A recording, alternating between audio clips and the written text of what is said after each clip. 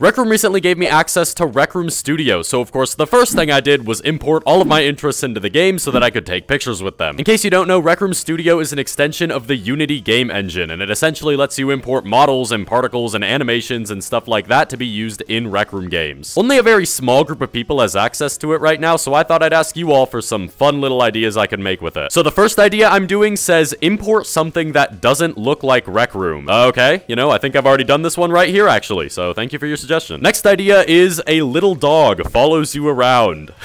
Okay, you know, let's actually do this one. The reason I wanted to do the dog that follows you around is because I thought it'd be a nice mix of models and animations and circuits, which we'll get into in a bit. But real quick before we make this dog, this video is sponsored by Kiwi Design. Kiwi Design is a company that makes a whole bunch of different VR products for basically every headset on the market. Obviously, I'm being paid for this sponsorship, but I assure you guys that I bought Kiwi Design products years ago and that they've worked great for me ever since. I bought their pulley system for my original Vive so that I wouldn't get tangled up if I got turned around, and I still use them with my index to this day. They also sent me some of their newer products, and my favorite's probably this early sample of a Quest audio, battery, and comfort strap. The headphones on this thing are great, and the battery can last for up to 4 hours. Kiwi takes their quality control super seriously, and the battery is some of the best you'll find on the market, so honestly, I would recommend this to any Quest 2 owner. They also sent me their Quest 2 link cable, and it is easily the best bang for your buck link cable that you can get. If any of those products sounded interesting to you, or you just want to see everything they have to offer, then click the top link in the description and it'll take you right there. And if you end up getting anything, then use code BVR at checkout for 5% off your order. My treat. Kiwi is also going to be at CES 2023, which is coming up super soon, so if you're going to that, then you can check them out there too. But with that, remember to click the link in the description, use code BVR at checkout, and thank you so much to Kiwi Design for sponsoring this video. I love their stuff. Now let's get back to making this dog. So of course, to show off the power of Rec Room Studio, I'd have to find the most jaw-droppingly high-quality dog model I possibly could. And so, of course, I ended up going with the Shiba Inu model from Nintendogs Plus Cats for the Nintendo 3DS. The first step was to import our dog into Blender to get him ready and animate him and all that stuff. The model I downloaded came with a whole bunch of texture variations we could use to make it look different, but I promise you I tried. I could not get any of these working besides the base texture. So I guess that we're going with an entirely white Shiba Inu, which does exist, by the way. I looked it up, and I swear I knew that before I looked it up too, so we're fine. I imagine this dog having a little walking animation for when it's following us around, and otherwise it would play a sitting animation when it's close to us. So I made a really simple rig so I could get to work on animating it, and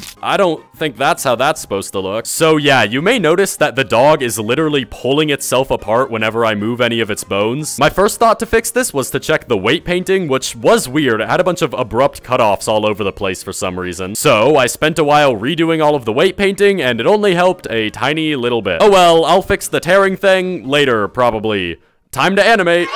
I'm meticulously crafted, probably the most incredible walking animation you've ever seen. I mean, come on, look at how great it is. And now that I look at the sitting animation, I don't think that's how legs are supposed to bend. Okay, this tearing issue is getting really bad and it makes all my animations look awful. Why does it look like the mesh is in a whole bunch of different parts? Well, it turns out the problem is that the mesh is in a bunch of different parts for some reason, which actually explained a lot for why the weight paintings were weird and why the model looks like it has weird shading. So I selected the whole model, merged nearby vertices, and that already makes everything look a million times better. This making the animations not look as garbage anymore inspired me to go back and clean them up a little bit. And with that, we are done in Blender and we can bring our boy into Rec Room Studio. And oh, that is a big boy. All we gotta do is place him into the room and give him an animator component, which essentially allows him to switch between his walking and sitting animation. If the dog is moving, then play the walking animation. If the dog isn't moving, then play the sitting animation. And we can tell Rec Room Studio whether the dog is moving or not with circuits later. All we gotta do then is add a box collider, which actually gives it a hitbox in Rec Room so we can interact with it, and add this Rec Room object script, which basically just makes it an object in Rec Room, as you may have been able to guess from the very descriptive name. Okay, I spawned in the room, so if I turn around, the dog should be right behind me. Here we go.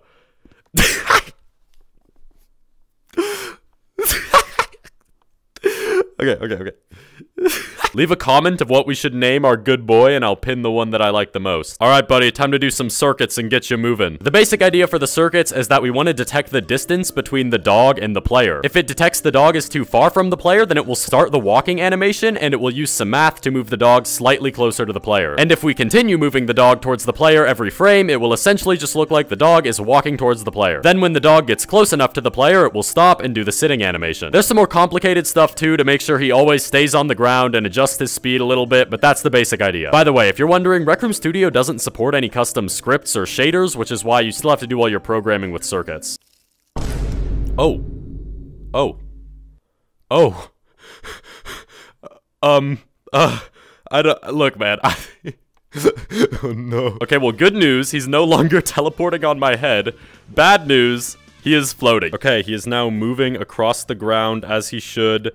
No more flying. Now, obviously, the last thing to do is to add the animations. And because of how I set it up in Rec Room Studio, literally all I need is this one chip right here. Okay, there we go. This chip is all hooked up. So now, if I walk out of range, you'll see he starts this walk animation is so awful, and then he'll slow down to a stop and sit down. And then it looks like he's walking in place for a while before he sits down when he gets to me, but I think I know what that is and I can fix it. This is definitely a dog that follows you around, so I feel like I've fulfilled the request, and I'm pretty happy with how this turned out. If you're enjoying the video so far, you know, I'm not even gonna ask you to subscribe, but I will ask that you go into Rec Room and click on my profile and click that big support button if you want to support me in-game, or just use code BVRR if you're buying anything in the Rec Room store. The next idea I wanted to do was a roller coaster. I thought this would be a fun idea because even though there's already a ton of roller coasters in Rec Room, even the ones with hours and hours of effort put into making them still look a little bit jank. And that's just because Rec Room's animation gizmo can be pretty limited and hard to use. So if I imported the first super smooth pre-made roller coaster animation and hooked up a seat to it, I could have the first not jerky roller coaster in all of Rec Room. So now we just gotta go on the internet and find one. I ended up going with this one because it had some good loops and it was a good length, so shoutouts to this person on Sketchfab. Because this model was already pre-animated, I could basically bring it directly into Rec Room Studio. I set up a super simple animator that basically just plays the roller coaster animation when I press a button, and of course I added a collider and the Rec Room object script to the coaster too. Okay, so if I click this, the animation should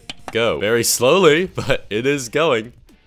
Look at it go. All right, time for the moment of oh, I just realized something.